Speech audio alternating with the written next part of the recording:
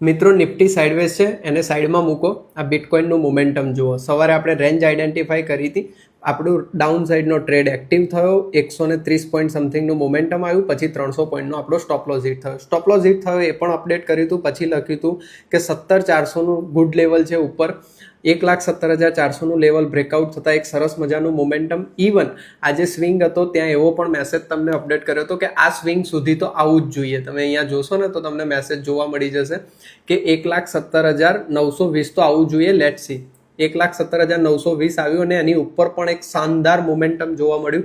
300 પોઈન્ટના stop લોસમાં 1,160 પોઈન્ટનું momentum જોવા મળ્યું. બિટકોઇનની અંદર મોમેન્ટમ છે, ક્રિપ્ટોની અંદર મોમેન્ટમ છે, ડેલ્ટા એક્સચેન્જ ઇન્ડિયાની અંદર ડેમો ટ્રેડિંગ તો થાય છે જ.